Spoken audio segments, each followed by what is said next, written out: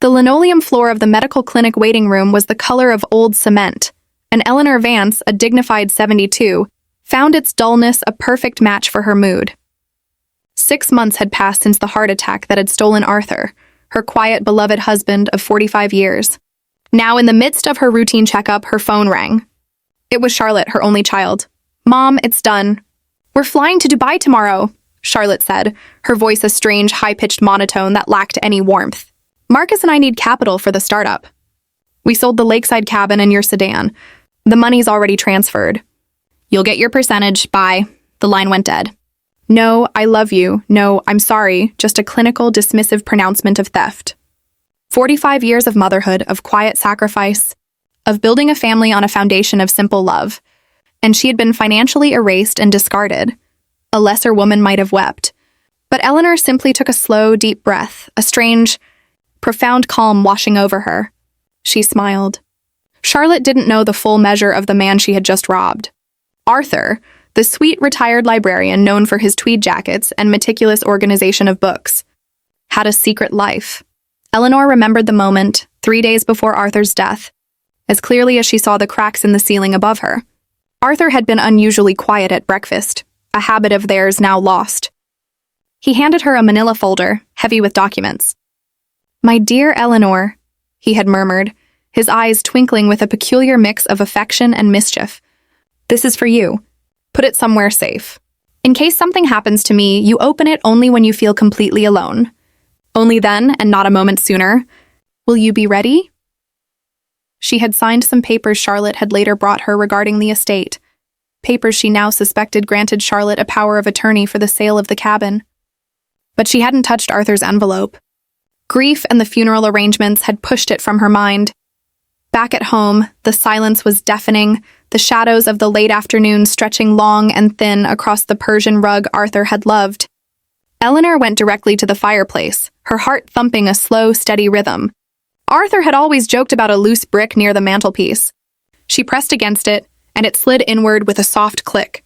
Inside the shallow cavity, nestled on a bed of faded velvet, was the manila folder.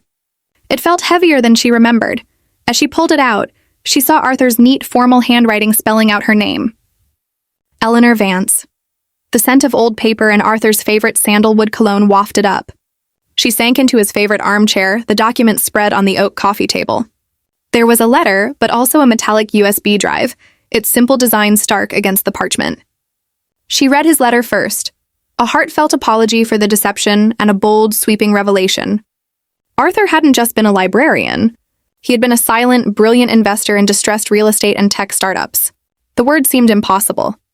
"We don't just own the lakeside cabin, my love. We own the Grand Heritage Hotel complex, where Charlotte and Marcus currently reside in the penthouse unit, and 5 other lucrative properties, plus majority shares in 3 tech firms." Eleanor's hands began to tremble, not with sorrow, but with the shock of a world completely flipped on its axis. The retired librarian had been a tycoon. Charlotte and Marcus had stolen a few pennies, not knowing Eleanor was now sitting on a mountain of gold. But more potent than the shock was the sense of purpose. Her daughter thought she had left her with nothing. What she didn't know was that Arthur had left her everything, and with it, the leverage for a perfect, painful education. She picked up the USB drive, a cold weight in her hand. She had to see the video. What other secrets did her sweet, deceptive Arthur hold?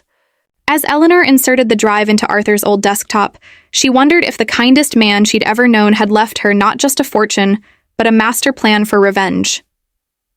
The video file opened instantly, and Arthur's face, a little older but with the same gentle eyes, filled the screen.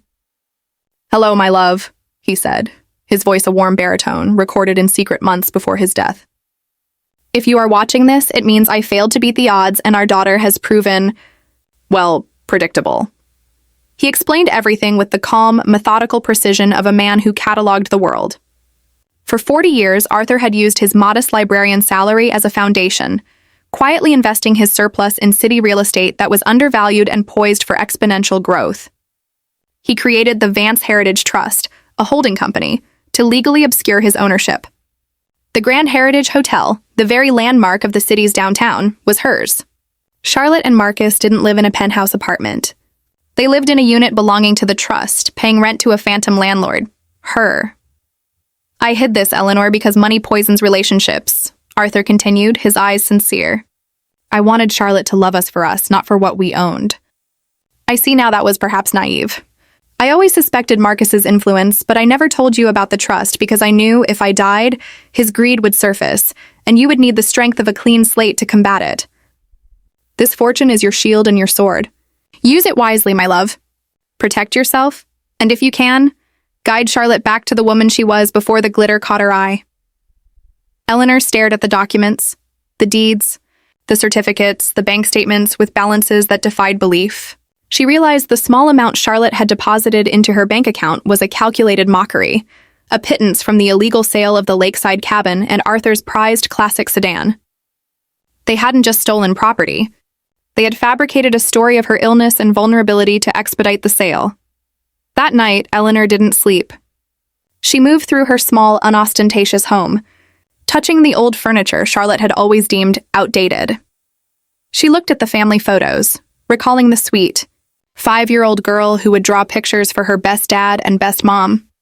Where was that girl now? Swallowed by the ambition and avarice of a worthless man. The next morning, Charlotte called from Dubai, her voice falsely cheerful. Mom, we made it. The startup is going great.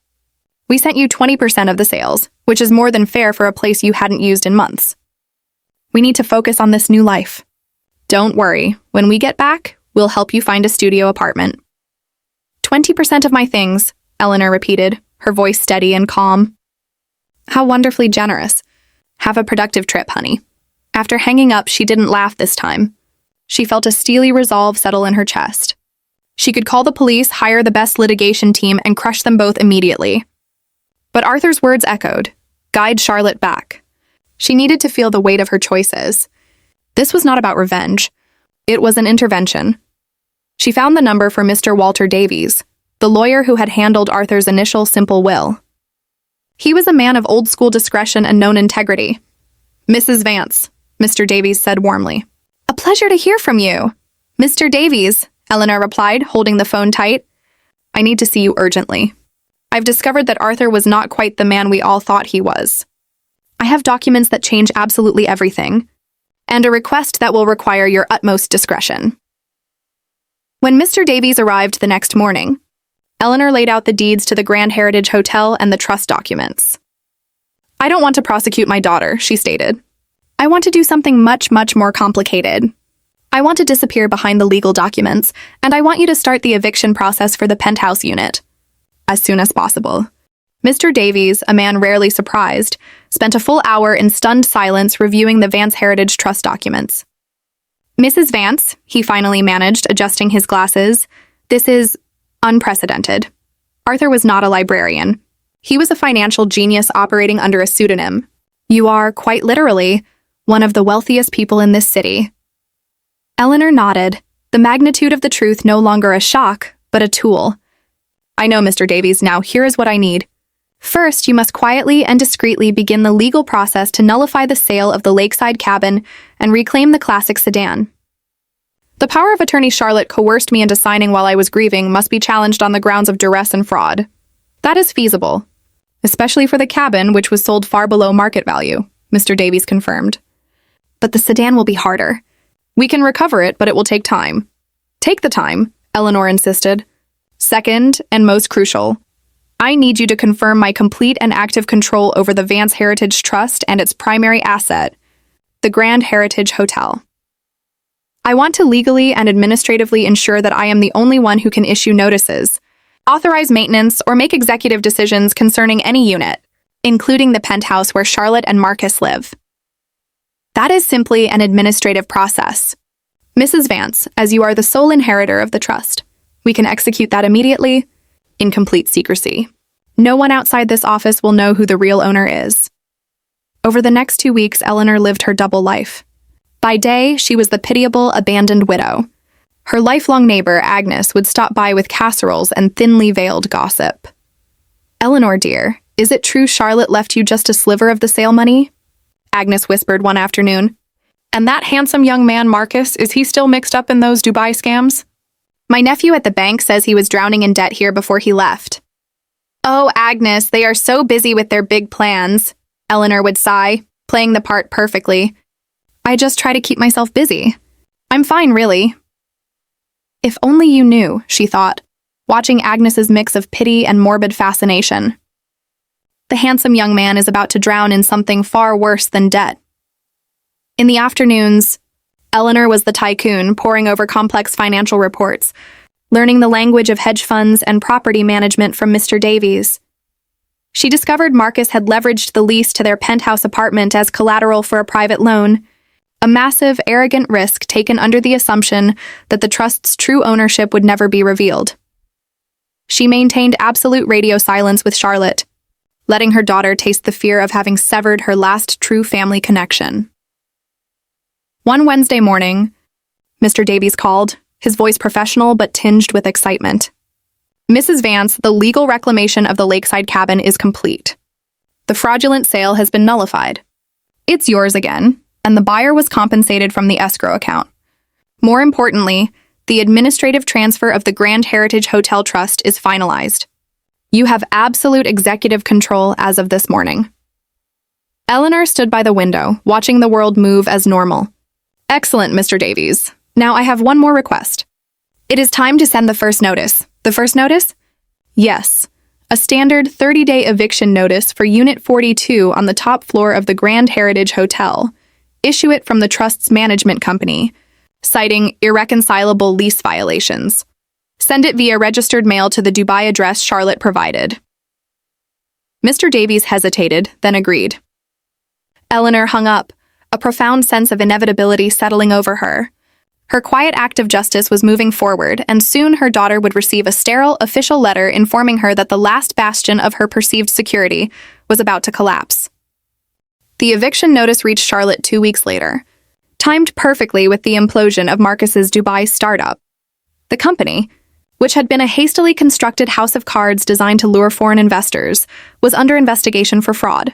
Charlotte's panicked phone call arrived at 3 a.m. Mom! Mom, please answer! I need you! Her voice was raw, stripped of all condescension. Eleanor waited for the fourth ring before answering, her voice slow and heavy with feigned sleep. Charlotte? Are you all right? Where are you calling from? I'm at the airport, Mom. I had to leave Marcus. The whole thing was a lie, a total catastrophic scam. He left me when the government started asking questions. I have nothing, Mom, nothing. The sound of genuine broken sobs crackled over the line. They're trying to evict us from the apartment, too.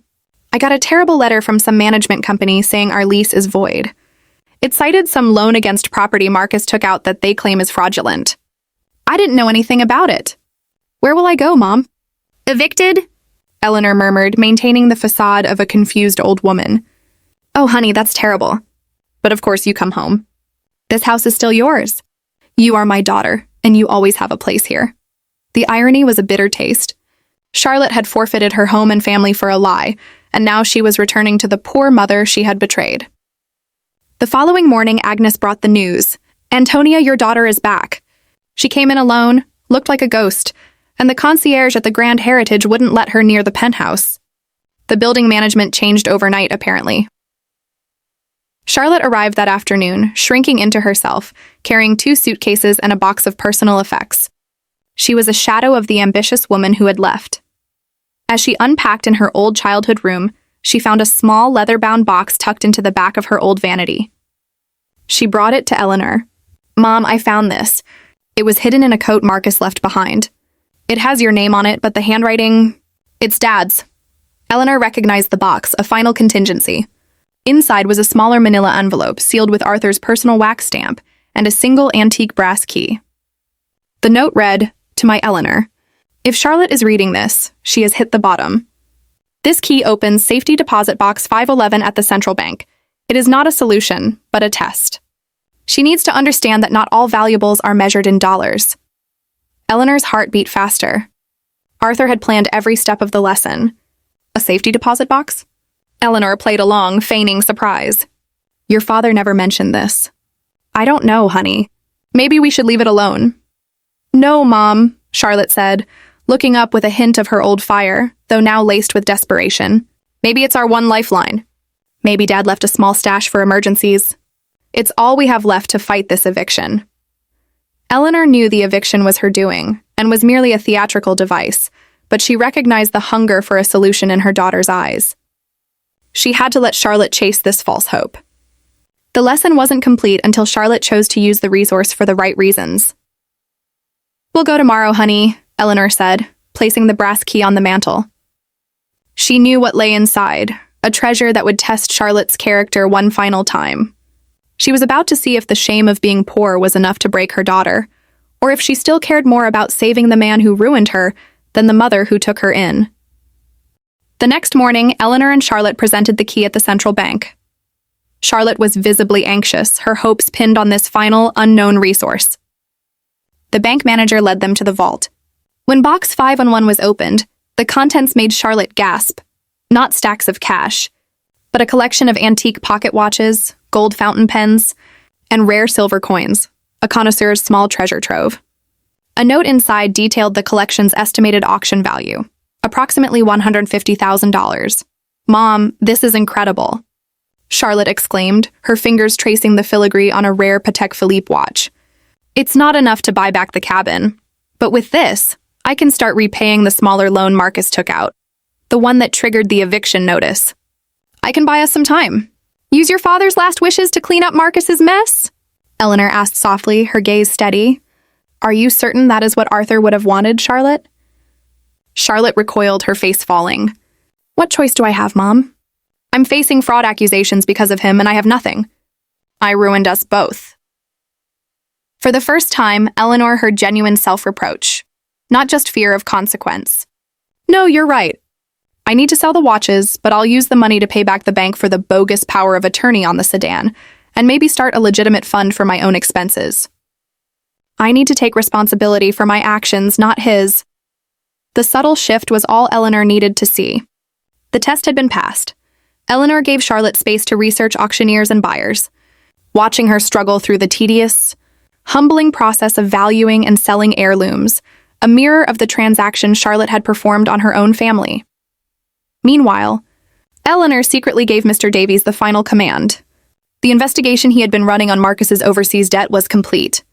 "Mr. Davies, use the overseas investment accounts from the trust to acquire the majority interest in Marcus's failing Dubai startup. Then legally collapse the company. I want a clean, complete global end to his financial and legal standing." Mr. Davies executed the plan flawlessly. Marcus, stranded and cornered, was left facing international litigation. The real crucial move, however, was in Charlotte's defense. Using the evidence Mr. Davies had gathered, the coerced power of attorney, Marcus's fraudulent loan applications, and Marcus's own flight from the company collapse, Eleanor was able to instruct Mr. Davies to secretly petition the courts. "We have enough evidence to prove fraud and coercion. Mrs. Vance," Mr. Davies reported, "Charlotte can be legally absolved of almost all her associated debts. She is a victim in the eyes of the law, not a co-conspirator." "Do it, Mr. Davies," Eleanor commanded. "Complete the process. Don't tell her anything until the legal absolution is fully ratified and recorded. The time for the final curtain is drawing near." A week later, Charlotte had sold the watches and coins, keeping only 2 items of sentimental value. She deposited the money into a small savings account she'd opened herself. She came home that evening looking tired but carrying herself with a new quiet dignity. "I took responsibility, Mom. Now I'm going to start looking for work. I need to rebuild." The lesson was complete. Eleanor knew it was time to put away the mask of the poor, confused widow. "Before you do anything else, Charlotte," Eleanor said, a serious tone in her voice that was entirely new to her daughter, "I've arranged a meeting with Mr. Davies tomorrow. There are a few things your father left for us that we still need to discuss. Things about the Grand Heritage Hotel and a secret you deserve to know." The next morning, Charlotte sat across from Eleanor and Mr. Davies in the lawyer's elegant downtown office. Charlotte looked nervous, expecting to sign papers for some new modest apartment. Eleanor, dressed impeccably in her late husband's favorite silk dress, held her daughter's hand. "Charlotte," Eleanor began, her voice ringing with the authority of the Vance Heritage Trust CEO, "I have something to tell you. I haven't been honest with you about your father's estate. Your father, Arthur, was not just a librarian." Mr. Davies slid a thick portfolio of documents across the table. Charlotte opened it, and as she began to read, her face cycled through disbelief, shock, and a final shattering comprehension. The deeds to the Grand Heritage Hotel complex, the controlling shares in the trust, the multi-million-dollar bank statements, all of it laid bare. You own the building, Charlotte whispered, her eyes wide with the realization that her mother was her landlord. You let me get the eviction notice. You let me think I was ruined. I didn't let you, Charlotte. I ensured you discovered what it meant to ruin yourself, Eleanor corrected gently. Your father left me a plan, not just a fortune. He wanted you to learn the difference between being rich in things and being rich in relationships. The loss of money is easy to recover. The loss of family is not, Mr. Davies interrupted, sliding a final slim document to Charlotte. And this, Charlotte, is the result of a separate legal action taken on your behalf. Based on irrefutable evidence that Marcus defrauded you and coerced your signatures, you have been legally absolved of any and all financial liability stemming from his actions, including the debt on the penthouse, which, as your mother's tenant, you never should have incurred in the first place. Charlotte stared at the absolution document, then at her mother. The truth, the depth of the betrayal, the extent of her mother's wealth, and the quiet, powerful way she had been saved, finally broke her. She dissolved into genuine, painful tears, tears of shame and gratitude. "Mom, I am so sorry," she choked out. "I would have sold everything, including those family watches, to save Marcus. I didn't care about you or Dad's memories. But you still saved me. Even after I threw everything away, you still saved me." "I saved you, Charlotte, by allowing you to hit the bottom and find your own strength," Eleanor said, squeezing her hand. "You returned here because you had nowhere else. And that connection, that unconditional love, is the only thing Arthur truly cared about protecting." Weeks later, the restored classic sedan was polished and sitting in the driveway. The lakeside cabin was officially reclaimed. Charlotte, working for a nonprofit, came to Eleanor with a proposal. "Mom, I don't want to just sell the Grand Heritage or live off the trust. I want to build something. Can we use the lakeside cabin, all of Dad's money, to start a new kind of foundation? A shelter for women who, like me, are trapped by a partner's financial ruin, who need a place to regroup and learn financial independence." It was the perfect proposal. The true culmination of Arthur's wisdom, yes. "My dear," Eleanor said, her eyes shining, "Arthur would have loved that." The next day, they drove out to the lakeside cabin together. It was a new kind of quiet, built on respect and shared purpose. They were no longer mother and daughter united by obligation, but two women consciously building a foundation that no crisis could ever destroy. As the gleaming classic sedan pulled away from the newly christened Arthur's Retreat, Eleanor knew her long game was complete. Her heart felt lighter than it had in months, and in the rearview mirror, she saw her daughter smiling, not with greed, but with genuine joy, ready to face a future where she was truly her own person.